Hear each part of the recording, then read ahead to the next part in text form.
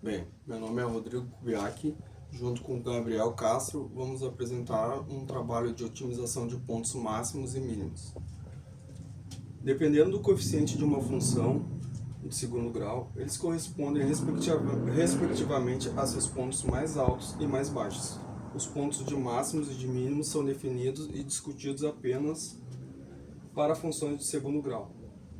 Uma função do segundo grau é aquela que pode ser escrita na forma de f de x igual a x ao quadrado mais bx mais c. O gráfico desse tipo de função é a parábola, que pode ter sua concavidade voltada para baixo ou para cima. Com isso, existe um ponto chamado vértice, representado pela letra V, que pode ser o ponto de máximo ou o ponto de mínimo da função.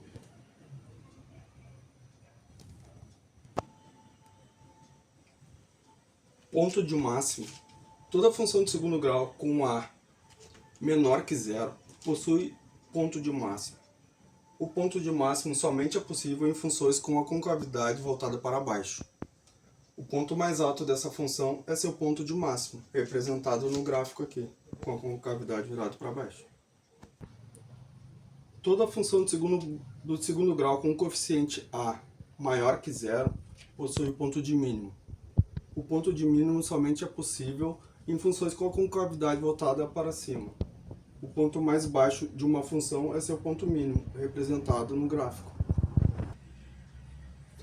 Sabendo que a lei da formação da função de segundo grau, é possível utilizar relações entre os coeficientes a, b e c para encontrar as coordenadas do vértice da função.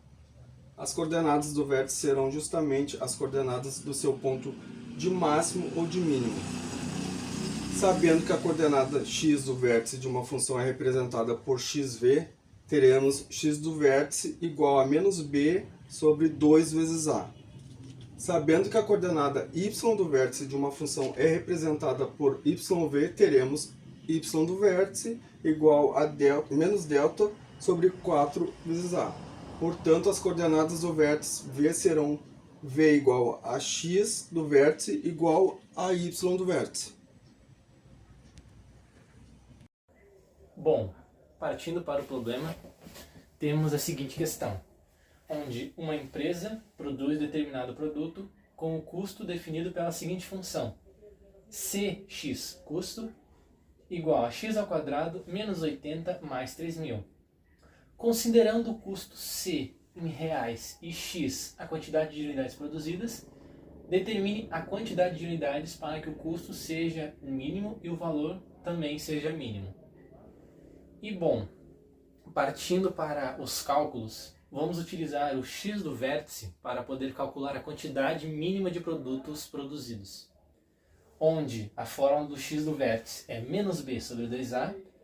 Com os dados daqui, iremos substituir o menos b por menos 80 e o a por 1.